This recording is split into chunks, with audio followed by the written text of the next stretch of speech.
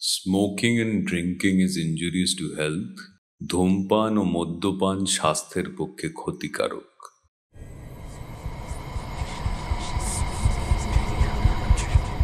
এর আগে আমাদের বাড়িতে দু একটা দুর্ঘটনা ঘটে গেছে। বড় সহজেই মৃত্যুর কথা মনে জাগলো। একটি চেতন পদার্থ অন্ধকারে ঘরের দেয়াল হাতড়ে আমার মশারির চারিদিকে ঘুরে ঘুরে বেড়াচ্ছে। গা ছমছম করতে লাগলো। বলো কি, আমার বুকের হাড় যে তার মধ্যে ছিল। শুনছ কেমন লাগছে?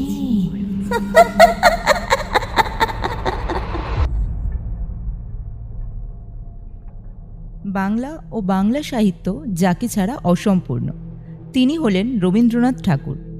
আজকে আমাদের পরিবেশনায় তারই লেখা গল্প কঙ্কাল। গল্পটি রয়েছে গল্পগুচ্ছের প্রথম খণ্ডে। শুরু হচ্ছে রবীন্দ্রনাথ ঠাকুরের ছোট গল্প কঙ্কাল।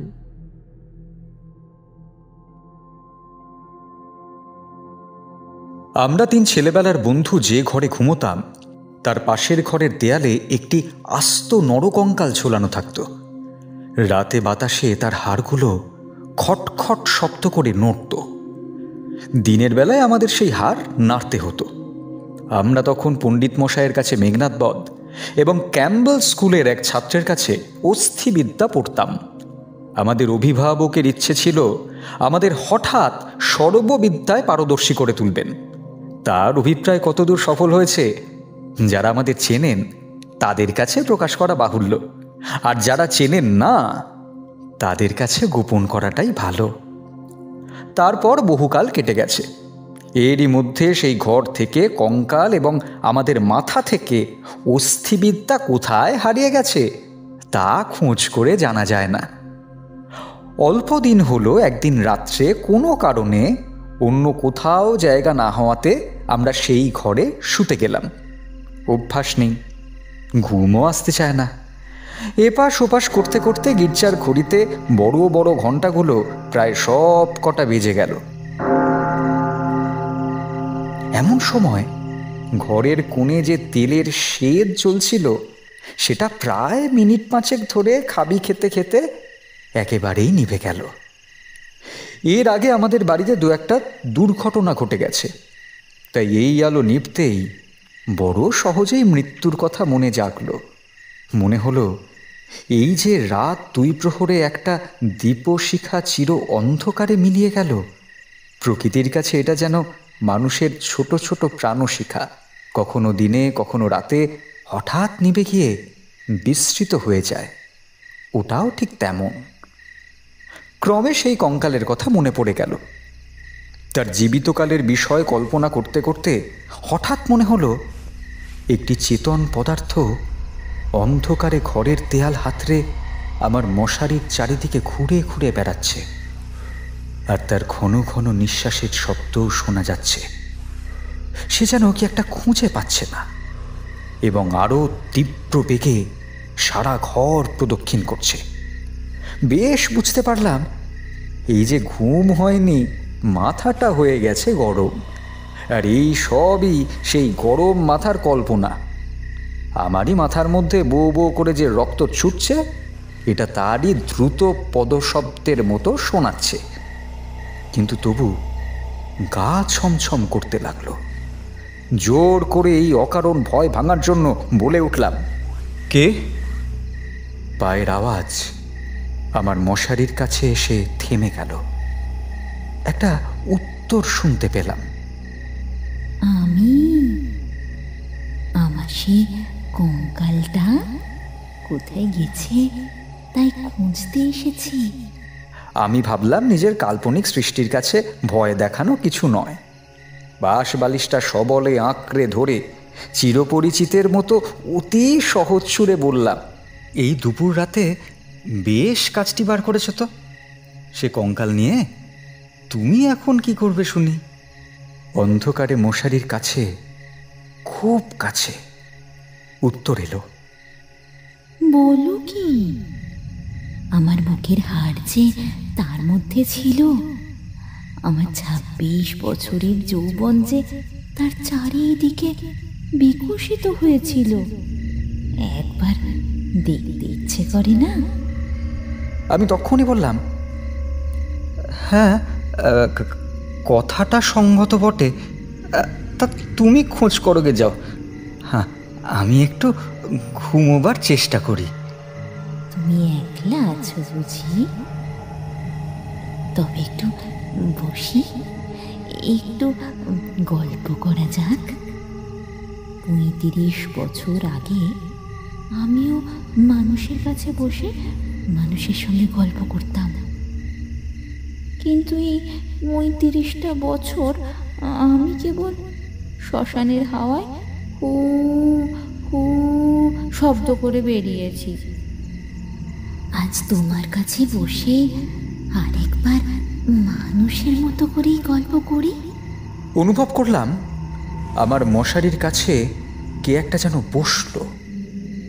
নিরুপায় দেখে আমি বেশ একটু উৎসাহের সাথেই বললাম, সেই ভালো, যাতে মন বেশ প্রফুল্ল হয়ে ওঠে, এমন একটা কিছু গল্প বলো তো দেখি। সে বলল, সবচেয়ে মজার কথা যদি শুনতে চাও তো আমার জীবনের কথা বলি।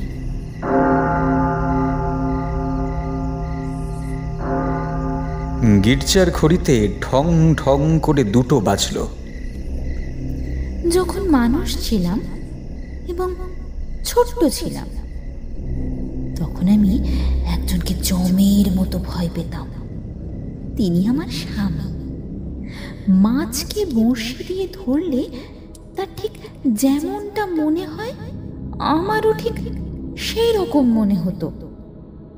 অর্থাৎ কোনো সম্পূর্ণ অপরিচিত জীব যেন বঁড়শিতে গেঁথে আমার স্নিগ্ধ গভীর জন্ম জলাশয় থেকে টান মেরে ছিনিয়ে নিয়ে যাচ্ছে, কিছুতেই তার হাত থেকে পরিত্রাণ নেই। বিয়ের 2 মাস পরেই আমার স্বামীর মৃত্যু হলো এবং আমার আত্মীয় স্বজনেরা আমার হয়ে অনেক দুঃখ প্রকাশ করলেন। আমার শ্বশুর অনেকগুলো লক্ষণ মিলিয়ে দেখে শাশুড়িকে বললেন, শাস্ত্রে যাকে বলে বিষ কন্যা, এই মেয়েটি তাই। সেই কথা আমার স্পষ্ট মনে আছে। শুনছো? কেমন লাগছে? আমি বললাম, বেশ, গল্পের আরম্ভটি বেশ মজার। তবে শোনো। আনন্দে আমি বাপের বাড়ি ফিরে এলাম। ক্রমে বয়স বাড়তে লাগলো। লোকে আমার কাছে লুকোবার চেষ্টা করত, কিন্তু আমি নিজে বেশ জানতাম আমার মতো সুন্দরী এমন যেখানে সেখানে পাওয়া যায় না। তোমার কি মনে হয়? খুব সম্ভব, কিন্তু আমি তো তোমাকে কখনো দেখিনি। দেখোনি? কেন? আমার সে কঙ্কাল? আমি ঠাট্টা করছি। তোমার কাছে কি করে প্রমাণ করব যে সেই 2টো ফাঁকা গর্তের মধ্যে বড় বড় টানা 2টো কালো চোখ ছিল এবং লাল ঠোঁটের উপরে যে হালকা হাসিটুকু মাখানো ছিল? এখনকার রাগঢাকিন দাঁতের শাড়ির বিকট হাসির সঙ্গে তার কোনো তুলনাই হয় না। এবং সেই কখানা লম্বা শুকনো হাড়ের উপর এত লালিত্য, এত লাবণ্য, যৌবনের এত নিটল পরিপূর্ণতা প্রতিটা দিন ফুটে উঠেছিল, তোমাকে তা বলতে গেলেও হাসি পায় এবং রাগও ধরে। আমার সেই শরীর থেকে যে হাড়ের বিদ্যা শেখা যেতে পারে তা তখনকার বড় বড় ডাক্তাররাও বিশ্বাস করতেন না। আমি জানি একজন ডাক্তার তার কোনো এক বিশেষ বন্ধুর কাছে আমাকে কনক চাঁপা বলেছিলেন। তার মানে এই যে পৃথিবীর আর সব মানুষই হাড়ের বিদ্যা এবং শরীর তত্ত্বের দৃষ্টান্ত ছিল, কেবল আমি সৌন্দর্যরূপী ফুলের মতো ছিলাম। কনক চাঁপার মধ্যে কি একটা কঙ্কাল আছে? আমি যখন চলতাম তখন নিজেই বুঝতে পারতাম যে এক টুকরো হিরে নড়লে তার চারিদিক থেকে যেমন আলো ঝকমক করে ওঠে, আমার শরীরের প্রত্যেক গতিতে তেমনি সৌন্দর্যের ভঙ্গি নানা স্বাভাবিক ঢেউয়ের মতো চারিদিকে আছড়ে পড়ত। আমি মাঝে মাঝে অনেকক্ষণ ধরে নিজের হাত দুটো নিজেই দেখতাম। পৃথিবীর সমস্ত যুবা পুরুষের মুখে রাশ টেনে মিষ্টি করে বাগাতে পারি এমনি দুটি হাত। কিন্তু আমার এই নির্লজ্জ নিরাবরণ বুড়িয়ে যাওয়া কঙ্কাল তোমার কাছে আমার নামে মিথ্যে সাক্ষী দিয়েছে। আমি তখন নিরুপায়, নিরুত্তর ছিলাম। এই জন্য পৃথিবীর সবার থেকে তোমার উপর আমার সবচেয়ে বেশি রাগ। ইচ্ছে করে আমার সেই 16 বছরের জীবন্ত যৌবন তাপে উত্তপ্ত রূপটা একবার তোমার চোখের সামনে দাঁড় করায়, বহুদিনের মতো তোমার চোখের ঘুম ছুটিয়ে দিই, তোমার হাড়ের বিদ্যাকে অস্থির করে দেশ ছাড়া করি। আমি বললাম, তোমার গা যদি থাকতো তো সেই গা ছুঁয়ে বলতাম। সেই বিদ্যার লেশমাত্র আমার মাথায় নেই। আর তোমার সেই ভুবন ফোলানো পূর্ণ যৌবনের রূপ রাতের অন্ধকারের উপর জলজল করে ফুটে উঠছে। তোমাকে এর থেকে বেশি বলতে হবে না। আমার কোনো বন্ধু ছিল না। দাদা প্রতিজ্ঞা করেছিলেন বিয়ে করবেন না। বাড়িতে আমি একা, বাগানের গাছতলায় আমি একাই বসে ভাবতাম, সমস্ত পৃথিবী আমাকেই ভালোবাসছে, সমস্ত তারা আমাকে পরীক্ষা করছে। হাওয়া খেলার ছলে বারবার দীর্ঘ নিঃশ্বাসে পাশ দিয়ে চলে যাচ্ছে, এবং যে ঘাসের উপর পা দুটো মেলে বসে আছি তাদের যদি জ্ঞান থাকতো তাহলে তারা আরেকবার অজ্ঞান হয়ে যেত। পৃথিবীর সমস্ত যুবক পুরুষ ওই ঘাসের মতো দল বেঁধে আমার পায়ের কাছে দাঁড়িয়ে আছে। এরকম আমি ভাবতাম। মনে অকারণে কেমন একটা ব্যথা অনুভব করতাম। দাদার বন্ধু শশী শেখর যখন মেডিকেল কলেজ থেকে পাশ করে আসলেন তখন তিনি আমাদের বাড়ির ডাক্তার হলেন।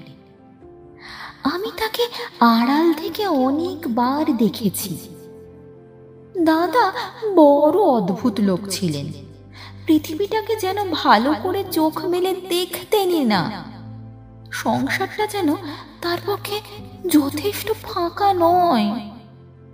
এই জন্য সরে সরে একেবারে ধারে গিয়ে আশ্রয় নিয়েছেন। তার বন্ধুর মধ্যে ওই এক শশী শেখর। এই জন্য বাইরের ছেলেদের মধ্যে আমি শশী শেখরকেই সবসময় দেখতাম। এবং যখন আমি সন্ধ্যাবেলা ফুলের গাছের তলায় রানীর মতো আসন গ্রহণ করতাম তখন পৃথিবীর সমস্ত পুরুষ জাতি শশী শেখরের মূর্তি ধরে আমার পায়ে এসে বসত। শুনছ? কি মনে হচ্ছে? আমি একটা নিঃশ্বাস ফেলে বললাম, মনে হচ্ছে শশী শেখর হয়ে জন্মালে বেশ হতো। আগে সবটা শোনো।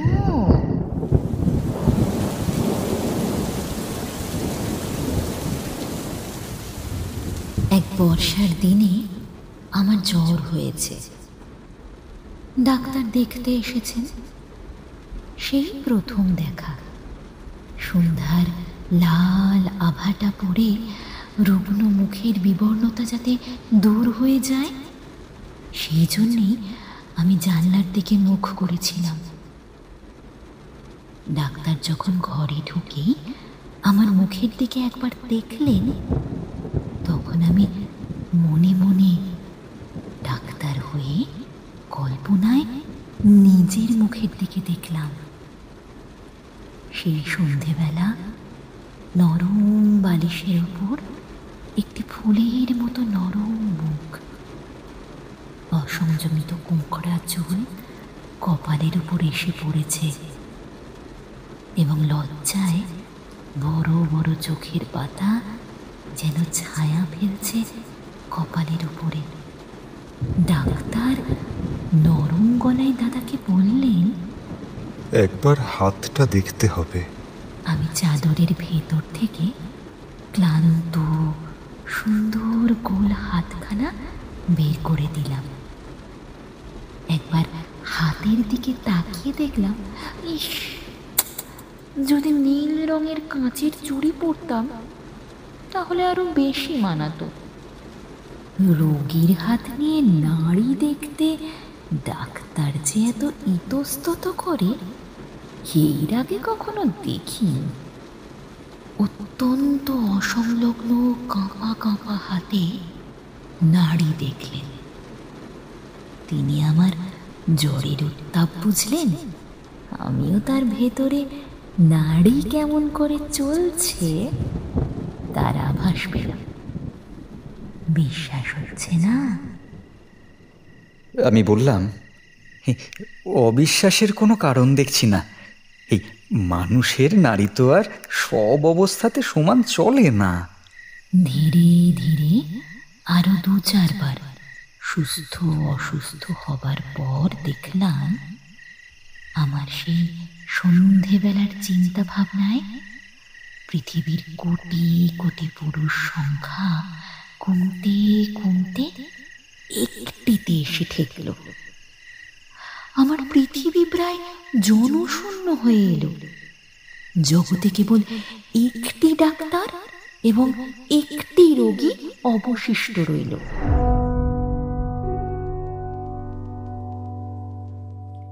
আমি লুকিয়ে সন্ধেবেলায় একটা বাসন্তী রঙের শাড়ি পরতাম।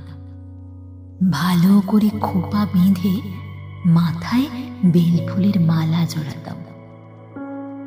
একটি আয়না হাতে নিয়ে বাগানে গিয়ে বসতাম। কেন? নিজেকে দেখে তো আর পরিতৃপ্তি হয় না, সত্যি সত্যি হয় না। কারণ আমি তো তখন নিজে নিজেকে দেখতাম না, আমি তখন একলা বসে দুজন হতাম। আমি তখন ডাক্তার হয়ে নিজেকে দেখতাম, মুগ্ধ হতাম, ভালোবাসতাম এবং আদর করতাম। অথচ প্রাণের ভেতর একটা দীর্ঘ নিঃশ্বাস সন্ধ্যের হাওয়ার মতো হু হু করে উঠত।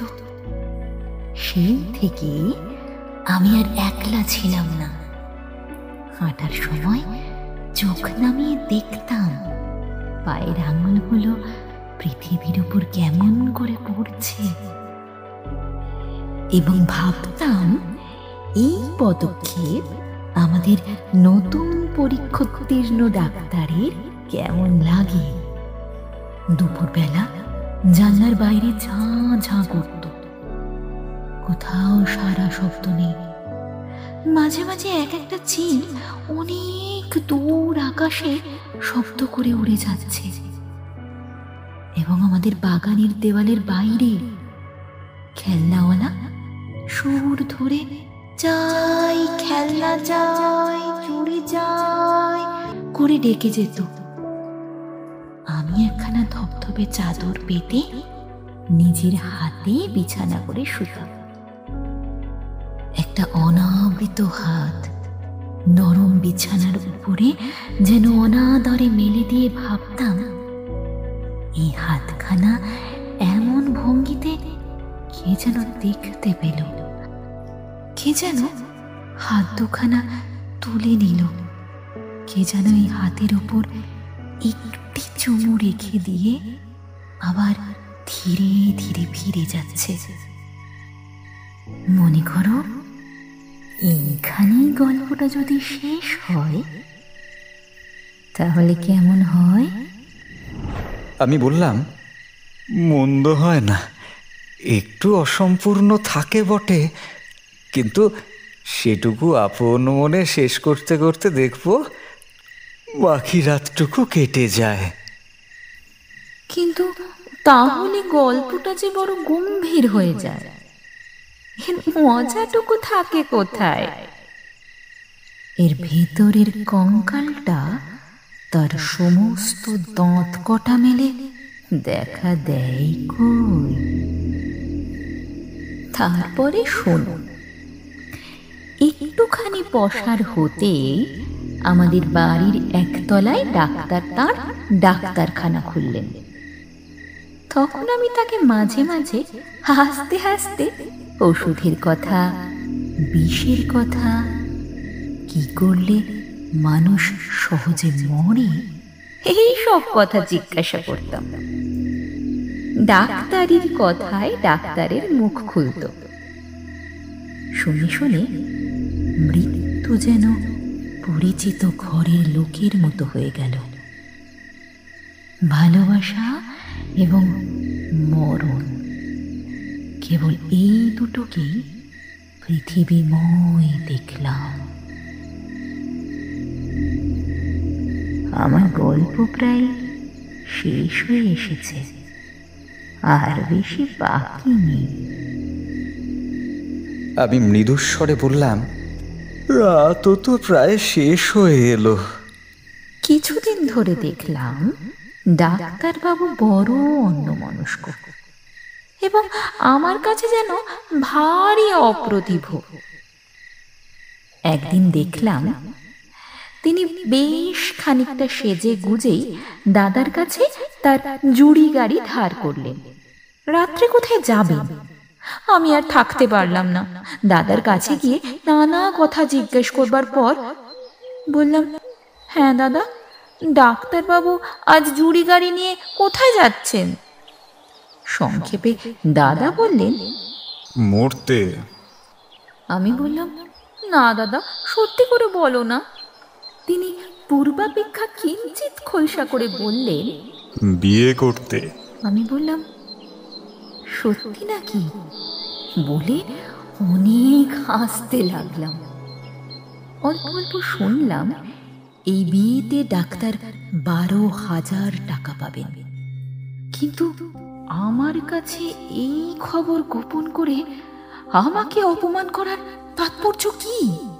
আমি কি তার পায়ে ধরে বলতে গেছিলাম যে এমন কাজ করলে আমি বুক ফেটে মরব? পুরুষদের এই জন্য বিশ্বাস করতে নেই। পৃথিবীতে আমি একটি মাত্র পুরুষ দেখেছি এবং এক মুহূর্তে সমস্ত জ্ঞান লাভ করেছি। ডাক্তার রোগী দেখে সন্ধ্যের আগে ঘরে আসলে আমি প্রচুর পরিমাণে হাসতে হাসতে বললাম, কি ডাক্তার মশাই, আজ নাকি আপনার বিয়ে? আমার আনন্দ দেখে ডাক্তার যে কেবল অবাক হলেন তা নয়, ভারী গম্ভীর হয়ে গেলেন। জিজ্ঞেস করলাম, বাজনা বাদ্যে কিছু নেই যে? শুনে তিনি একটু নিঃশ্বাস ফেলে বললেন, বিয়ে ব্যাপারটা কি এতটাই আনন্দের?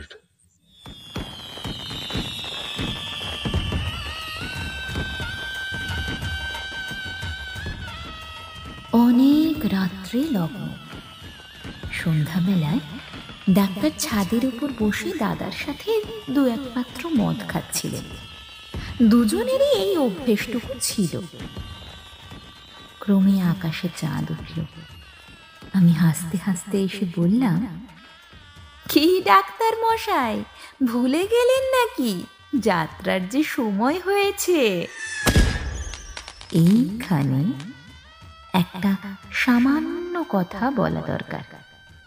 ইতিমধ্যেই আমি লুকিয়ে ডাক্তারখানায় গিয়ে খানিকটা গুঁড়ো জোগাড় করে এনেছিলাম এবং সেই গুঁড়োর কিছু অংশ আমার সুবিধে মতো ডাক্তারের অজান্তে তার গ্লাসে মিশিয়ে দিয়েছিলাম।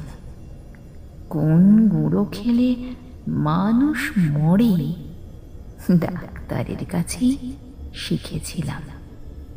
ডাক্তার এক চুমুকে গ্লাসটা শেষ করে খানিকটা গদগদ কণ্ঠে আমার মুখের দিকে মর্মান্তিকভাবে তাকিয়ে বললেন, তবে চললাম। বাঁশি বাজতে লাগলো। একটা বেনারসি শাড়ি পরলাম।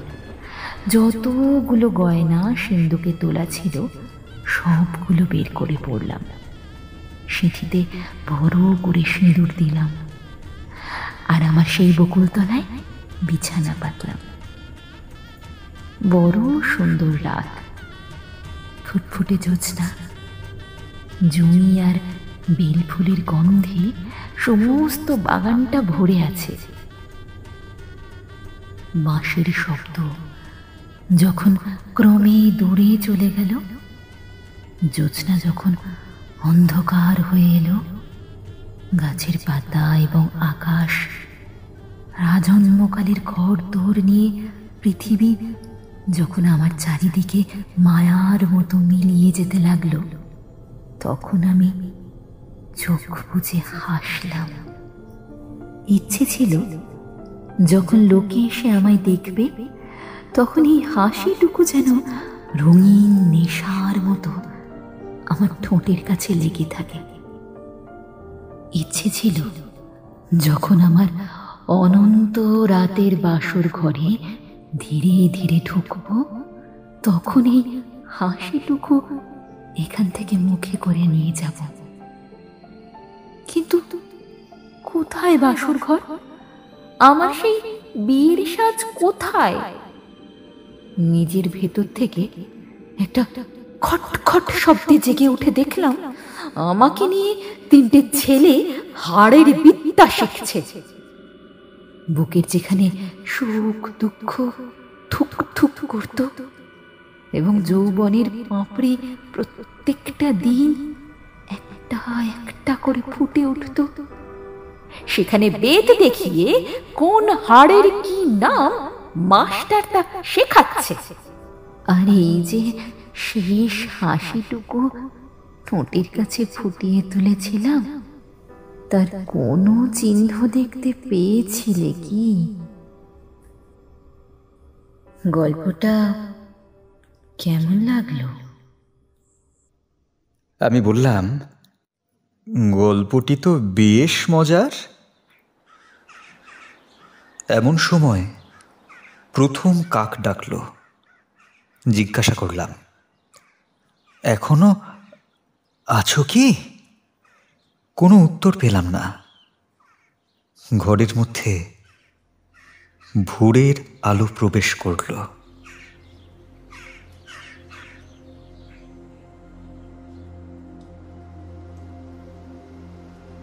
আপনারা শুনছিলেন রবীন্দ্রনাথ ঠাকুরের লেখা কঙ্কাল। গল্পের সমস্ত চরিত্রে দেবপ্রিয় এবং বর্ষা।